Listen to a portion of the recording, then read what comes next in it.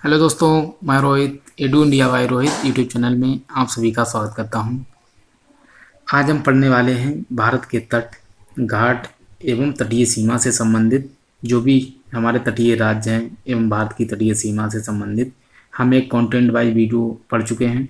और यदि आपने उस वीडियो को पढ़ लिया है तो आपके लिए ये वीडियो बहुत ही महत्वपूर्ण होने वाली है। तो आज हम इनसे संबंधित जो भी महत्वपूर्ण क्वेश्चन बन सकते थे, मैंने टोटल 26 क्वेश्चन लिए हैं। और इन 26 क्वेश्चनों को आपने यदि लगा लिया तो आपके भारत के तट, घाट एवं तटीय सीमा से संबंधित कोई भी क्वेश्चन एग्जाम में नहीं छूटेगा। तो इस वीडियो को प्लीज़ कंटिन्यू देखें जिससे कि आपके सभी कॉन्सेप्ट क्लियर हो जाएं। तो हम अपनी वीडियो को प्रारंभ करते हैं। जैसे हमने क्वेश्चन लिया है पहला, कि हमारा पहला क्वेश्चन है कि भारत की मुख्य भूमि की तट रेखा से लगे राज्यों की संख्या कितनी है। तो यदि बात करें कि मुख्य भूमि की तट रेखा जो है उससे लगे कितने राज्यों की संख्या कितनी है, तो 8 राज्य लगे हुए हैं। 8 राज्यों की सीमा हमारे भारत की मुख्य भूमि की तट रेखा से लगे 8 राज्य लगे हुए हैं। अब हम बात करते हैं दूसरा, तट रेखा से लगे केंद्र शासित प्रदेशों की संख्या। मैंने दोनों तरह के ही क्वेश्चन लिए हैं एवं आपने यदि ये सभी क्वेश्चन लगा लिए तो आपके एक भी क्वेश्चन नहीं छूटेगा, ये मैंने प्रयास किया है। तो तट रेखा से 8 राज्य लगे हुए हैं एवं केंद्र शासित प्रदेश कितने लगे हुए हैं, तो 4 केंद्र शासित प्रदेश लगे हुए हैं। और यदि बात करें कि कौन कौन से लगे हुए हैं केंद्र शासित प्रदेश, तो मैं बता दूं आपको कि जैसे दादरा एवं नगर हवेली, दमन एवं दीव, ये हो गया एक। दूसरा हो गया लक्षद्वीप। तीसरा हो गया अंडमान एवं निकोबार द्वीप समूह। चौथा हो गया पुदुचेरी। तो ये 4 हो गए। और मैं यदि आपको बताना चाहूँ कि जो तट रेखा से 8 राज्य नहीं, 9 राज्य लगे हुए हैं। एक मिस्टेक हो गई, 9 राज्य हैं, 8 राज्य नहीं। ठीक है, तो 9 राज्य, मैं आपको 9 राज्य बता दूं कि कौन कौन से हैं। तो पहला है गुजरात। ठीक है, पहला गुजरात, दूसरा है महाराष्ट्र, तीसरा है गोवा, चौथा है कर्नाटक, और उसके बाद 5वां है केरल, और छठा है तमिलनाडु, 7वां है तमिलनाडु के बाद आता है आंध्र प्रदेश, और 8वां है उड़ीसा, और 9वां है पश्चिम बंगाल। तो मैंने आपको 9 राज्य जो तट रेखा से लगे हुए हैं उनके बारे में भी जानकारी दे दी है। अब हम बात करते हैं अपने तीसरे क्वेश्चन की। भारत की मुख्य भूमि की तट रेखा की लंबाई कितनी है। और मतलब ये हो गया एक क्वेश्चन। और यदि पूछा जाए कि भारत की मुख्य भूमि की तट रेखा की लंबाई एवं द्वीपों सहित पूछा जाए, द्वीपों सहित, तो हो जाता है दूसरा क्वेश्चन। तो यदि केवल तट रेखा की केवल लंबाई पूछी जाए आपसे तो हो जाता है 6100 किलोमीटर। और यदि आपसे द्वीपों सहित पूछी जाए तो हो जाती है 7516.6 किलोमीटर। ठीक है, तो आपको मैंने दोनों ही क्वेश्चन इसमें करा दिए हैं। केवल तटरेखा की लंबाई पूछी जाए आपसे तो हो जाती है 6100 किलोमीटर, और यदि द्वीपों सहित किया जाए तो 7516.6 किलोमीटर। तो आपको मैंने दोनों तरह के ही क्वेश्चन बता दिए। अब हम बात करते हैं नेक्स्ट, पश्चिम तट पर कितने राज्य स्थित हैं। तो मैंने आपको, यदि आपने उस वीडियो को देखा है तो आप बहुत ही अच्छे से इसको कर पाएंगे। तो पश्चिम तट पर 5 राज्य स्थित हैं, 5 राज्य स्थित हैं। मैं आपको बता दूं, पहला राज्य है गुजरात, दूसरा राज्य है महाराष्ट्र, तीसरा राज्य है गोवा, चौथा है कर्नाटक, 5वां है केरल। तो मैंने आपको नाम भी बता दिए। और यदि बात करें पूर्वी तट पर कितने राज्य स्थित हैं, तो 4 राज्य स्थित हैं। कौन से, पहला है तमिलनाडु, दूसरा है आंध्र प्रदेश, तीसरा है उड़ीसा, और चौथा है पश्चिम बंगाल। तो मैंने राज्यों के नाम भी गिना दिए आपको। बात करते हैं नेक्स्ट की तरफ, गुजरात से दमन तक का जो तट है उस तट को क्या कहते हैं। तो मैंने तट भी आपको बताए थे, यदि आपने उस वीडियो को अच्छे से देखा होगा तो आपको सभी क्वेश्चन कर पाएंगे बहुत ही अच्छे से। तो गुजरात से लेकर दमन तक का जो तट है उसे हम कहते हैं काठियावाड़ तट। काठियावाड़ तट, काठियावाड़ तट के नाम से जाना जाता है। इसे हम काठियावाड़ तट के नाम से जानते हैं, जो गुजरात से दमन तक का जो तट है उसको। अब बात करते हैं नेक्स्ट, गोवा से दमन तक का जो तट है उसे क्या कहते हैं। जो गोवा से लेकर दमन तक का जो तट है उसे हम कहते हैं कोंकण तट। कोंकण तट, कोंकण तट के नाम से जानते हैं जो गोवा से दमन तक का तट है। अब हम बात करते हैं नेक्स्ट, उड़ीसा एवं महानदी के आसपास का क्षेत्र या तट उसको क्या कहते हैं। तो उड़ीसा एवं महानदी के आसपास का क्षेत्र है उसे हम कहते हैं उत्कल का मैदान। उत्कल का मैदान के नाम से भी जानते हैं, और इसे डेल्टाई क्षेत्र के नाम से भी जाना जाता है। डेल्टाई क्षेत्र, तो डेल्टाई क्षेत्र के नाम से भी जाना जाता है, क्योंकि यहाँ पर जैसे महानदी है और यहाँ पर कृष्णा, इसके आसपास जो नदियाँ पड़ती हैं, तो उनके मैदान में क्योंकि इनसे डेल्टा बनते हैं, इनका जो पानी समुद्र में गिरता है तो वहाँ पर डेल्टा का निर्माण होता है, जिसके कारण इसे डेल्टाई क्षेत्र के नाम से भी जानते हैं। और इनके जो आसपास का क्षेत्र है उसे उत्कल का मैदान के नाम से भी जाना जाता है।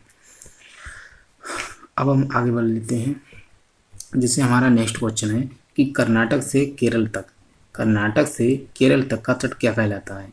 तो कर्नाटक से जो केरल तक का तट है उसे हम कहते हैं मालाबार तट के नाम से जाना जाता है।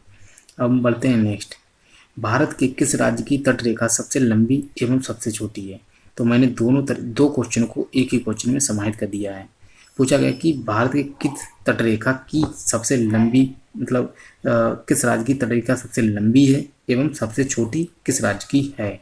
तो सबसे लंबी की यदि बात करें तो हो जाती है गुजरात की है 1214 किलोमीटर। 1214 किलोमीटर लंबी गुजरात की सीमा है। और यदि मैं आपको इससे संबंधित तीनों ही बता देता हूँ और छोटी भी बता दूंगा कि कौन सा है। तो गुजरात है नंबर 1 पर। और यदि दूसरे का आपसे पूछा जाए कि दूसरी सबसे लंबी तट सीमा किसकी है तो हो जाती आंध्र प्रदेश की सीमा है 970 किलोमीटर। इसके बाद तमिलनाडु की आती है, तमिलनाडु की सीमा है 906 किलोमीटर। ठीक है, तो ये मैंने टॉप 3 आपको बता दिए। और मैं आपको बता दूं कि सबसे छोटी सीमा कितनी है, तो सबसे छोटी सीमा हो जाती है गोवा की 101 किलोमीटर गोवा की सीमा है, जो कि इन सभी 9 राज्यों में सबसे कम तटीय सीमा है गोवा की 101 किलोमीटर। अब यदि हम बात करें आगे, तो आगे हम बढ़ते हैं। जैसे पूछा गया कि पश्चिमी घाट एवं पूर्वी घाट को क्रमशः किस नाम से जानते हैं। मैंने 2 क्वेश्चन को एक क्वेश्चन में ही समाहित कर दिया है। पश्चिमी घाट को क्या कहते हैं एवं पूर्वी घाट को क्या कहते हैं, और मैं आपको क्रम से ही बताने वाला हूँ। तो पश्चिमी घाट जो है उसे हम कहते हैं सह्याद्री के नाम से, सह्याद्री पर्वत के नाम से जाना जाता है। और यदि बात करें पूर्वी घाट के तो इसे महेंद्रगिरी। ये क्वेश्चन सभी पूछे जा चुके हैं कि सह्याद्री जो पश्चिमी घाट है इसको किस पर्वत के नाम से जानते हैं, तो सह्याद्री पर्वत। और यदि पूछा जाए कि जो पूर्वी घाट है, पूर्वी घाट को किस नाम से, तो महेंद्रगिरी के नाम से जाना जाता है। अब हम बात करते हैं नेक्स्ट की। जैसे नेक्स्ट क्वेश्चन है हमारा कि पूर्वी घाट एवं पश्चिमी घाट जहाँ पर मिलते हैं वहाँ कौन सी पहाड़ी है। ये पश्चिमी घाट और पूर्वी घाट जहाँ पर मिलते हैं वहाँ पर है नीलगिरी पहाड़ी स्थित है। और यदि नीलगिरी की बात करें तो नीलगिरी की सबसे ऊंची चोटी है दोदा और नीलगिरी पहाड़ी पर ऊटी नामक स्थान स्थित है। ठीक है, तो आगे हम बढ़ते हैं। जैसे हम आगे बढ़ते हैं कि नीलगिरी पर्वत की सबसे ऊंची चोटी कौन सी है, हालांकि मैंने आपको बता भी दिया है और आगे नेक्स्ट क्वेश्चन भी वही है। तो नीलगिरी की सबसे ऊंची चोटी है दोदा बेट्टा और इसकी ऊंचाई है 2637 मीटर। और यदि बात करें तो ये दक्षिण भारत की दूसरी सबसे ऊंची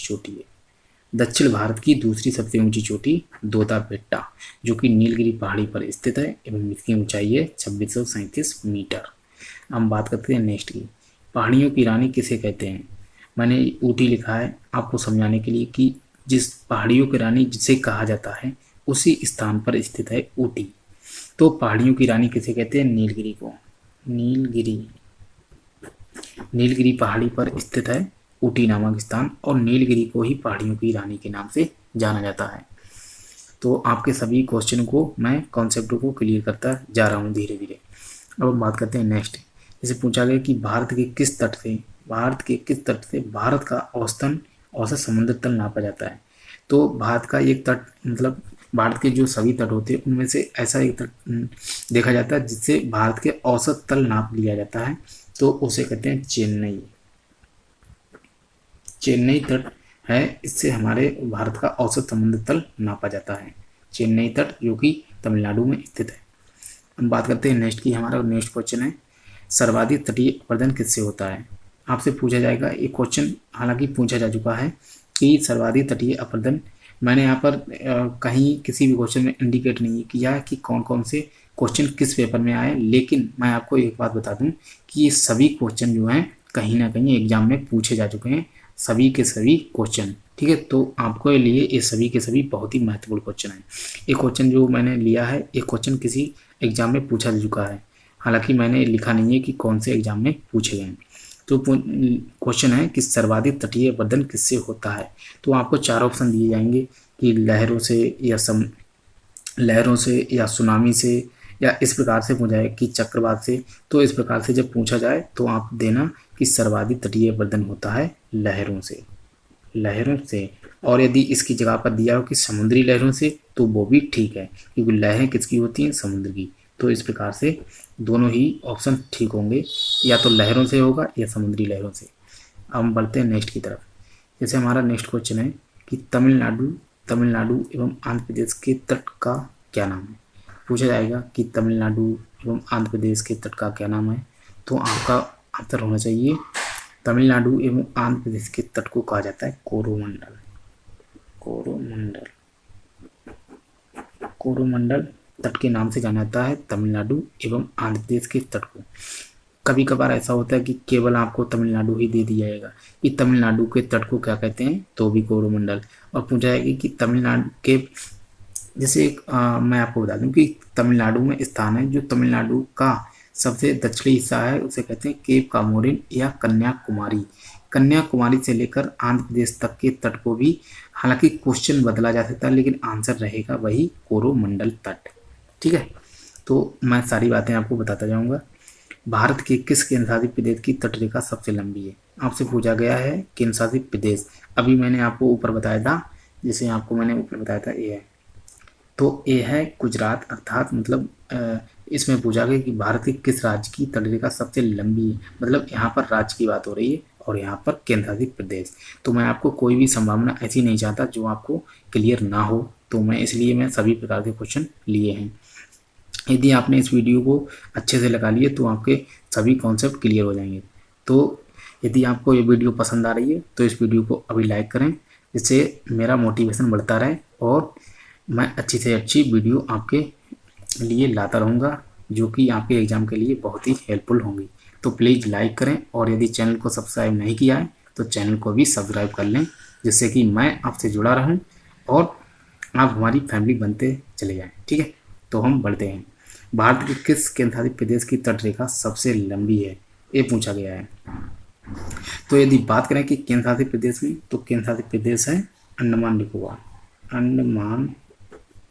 और निकोबार द्वीप समूह। ठीक है, तो अंडमान और निकोबार द्वीप समूह है जिसकी तटरेखा जो है सभी केंद्र शासित प्रदेशों में सबसे लंबी है, और यदि कितनी है तो 1962 किलोमीटर तटरेखा है अंडमान निकोबार द्वीप समूह की। अब हम बात करते हैं नेक्स्ट, गोवा से कर्नाटक तक के तट को क्या कहते हैं। गोवा से लेकर जो कर्नाटक तक का तट है उसे हम किस नाम से जानते हैं, तो उसे कहते हैं केनरा तट।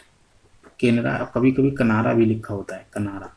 ठीक है, तो केनरा या कनारा तट बात रही है, तो केनरा या कनारा तट के नाम से जानते हैं, क्योंकि गोवा से लेकर कर्नाटक तक का तट है।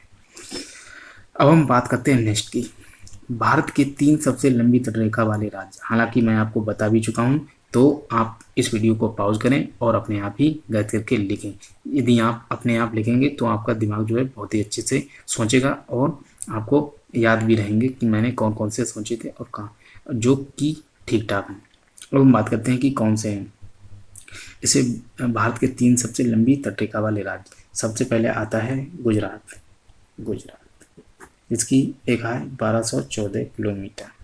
ठीक है, यह है नंबर 1 पर।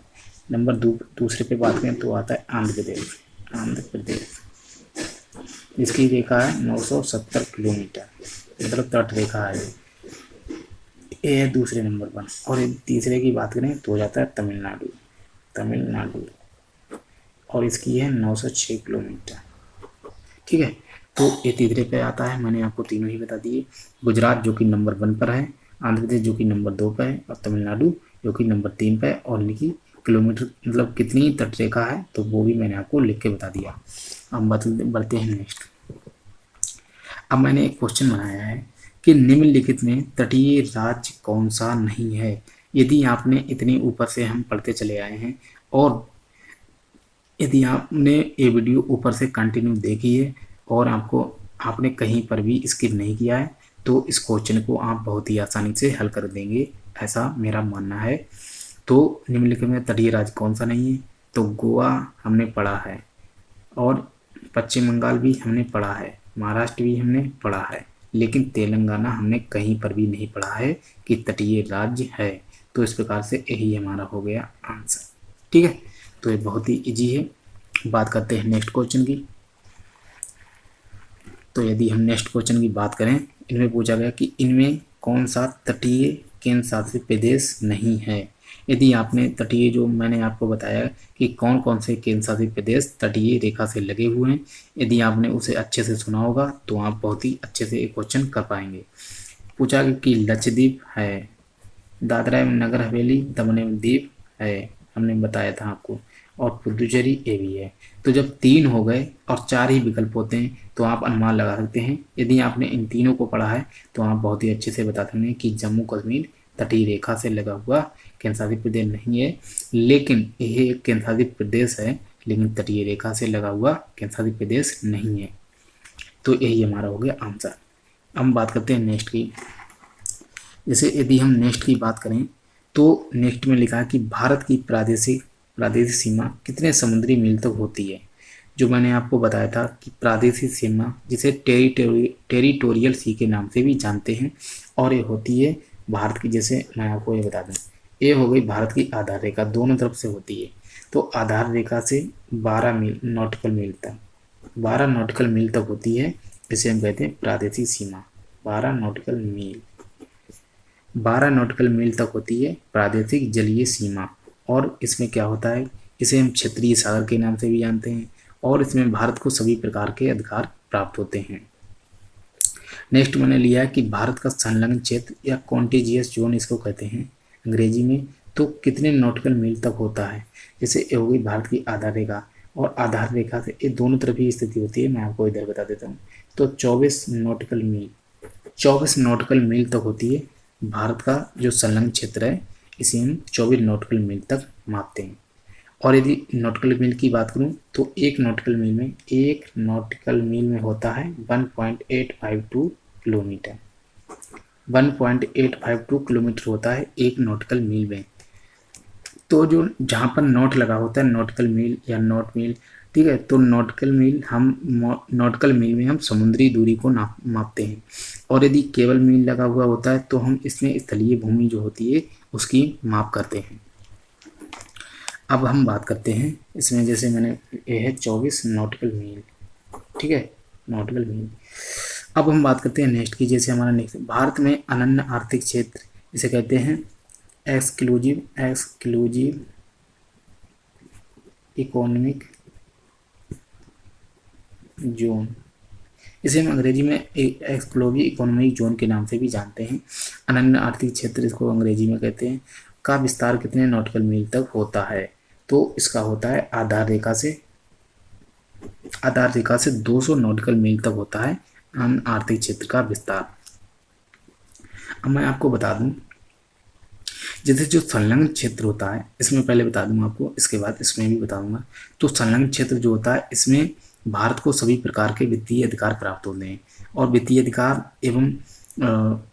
अधिकार प्राप्त होते हैं। एवं बात करें जो भी यहाँ से मतलब हमारे अपना देश जैसे भारत है, तो भारत के जो संलग्न क्षेत्र से कोई भी जहाज वगैरह निकलते हैं तो उनसे सभी प्रकार के वित्तीय अधिकार हमारे भारत को प्राप्त हैं, और उनसे टैक्स वगैरह लेने के भी अधिकार प्राप्त होते हैं। और यदि बात करें कि टैक्स लेने के भी अधिकार प्राप्त होते हैं, एवं भारत को 24 नॉटिकल मील तक साफ सफाई एवं सभी प्रकार के अधिकार प्राप्त होते हैं। अब हम बात करते हैं अनन्य आर्थिक क्षेत्र में क्या होता है। तो इसमें ये तो पहले ये बात हो कि आधार रेखा से 200 नॉटिकल मील तक अनन्य आर्थिक क्षेत्र का अधिकार होता है। और दूसरी बात करें कि जैसे 200 नॉटिकल मील तक क्या होता है कि इसमें होता है जैसे जो वैज्ञानिक शोध वगैरह होते हैं, वैज्ञानिक शोध एवं जो द्वीपों का निर्माण, द्वीपों के निर्माण। जैसे वैज्ञानिक, हमारा भारत जो है वैज्ञानिक शोध कर सकता है और द्वीपों के निर्माण वगैरह, ये सभी प्रकार के अधिकार भारत को प्राप्त होते हैं। और मैंने एक क्वेश्चन बनाया है आपकी सोच एवं समझ के लिए, आप इसको समझ लें, और इसीलिए मैंने ये क्वेश्चन बनाया है। जिसे लिखा है क्वेश्चन में कि क्या प्रादेशिक सीमा, संलग्न क्षेत्र एवं अनन्य आर्थिक क्षेत्र केवल भारत में ही होता है या विश्व के सभी देश जो जलीय सीमा बनाते हैं उनके देश में भी समान होता है। अब मैंने दिया है एक ऑप्शन यस या नहीं, आप इसको आंसर देंगे यस या नहीं। अगर आपने यस दिया तो यानी कि इसका अर्थ हुआ कि हाँ ऐसा होता है, हमारे भारत के साथ ही नहीं, सभी जितने भी देश होते हैं जिनकी तटीय सीमा होती है तो उनके साथ भी प्रादेशिक सीमा, संलग्न क्षेत्र एवं अनन्य आर्थिक क्षेत्र, ये सभी प्रकार के अधिकार उन्हें भी प्राप्त होते हैं। तो हमारा उत्तर है हाँ। नहीं यानी नहीं मतलब ये गलत है, तो हमारा उत्तर है हाँ।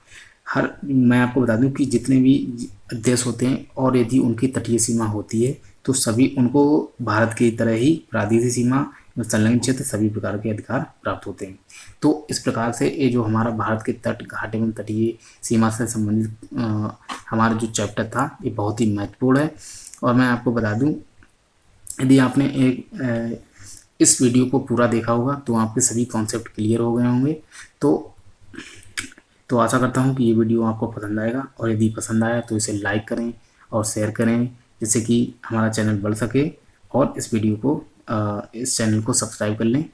तो मैं आपको एक बात बता दूं, हमारा नेक्स्ट वीडियो आने वाला है भारत के पर्वत, और पर्वत को आप देखना ना भूलें। पर्वत, भारत के जितने भी महत्वपूर्ण पर्वत हैं मैं आपको सभी प्रकार के पर्वत बताने वाला हूं, और उससे संबंधित एक मैं जैसे एक क्वेश्चन वाला वीडियो, तो उससे संबंधित एक क्वेश्चन वाला वीडियो भी बनाऊंगा जिससे आपके सभी प्रकार के कॉन्सेप्ट क्लियर हो जाएं। क्योंकि ऐसा होता है कि हम कंटेंट वाइड वीडियो तो देख लेते हैं, लेकिन हमें ये नहीं पता होता है कि क्वेश्चन किस प्रकार से बनेंगे, तो इसलिए मैं क्वेश्चन वाले वीडियो भी बनाता हूँ जिससे आपकी सभी कॉन्सेप्ट क्लियर हो जाएं।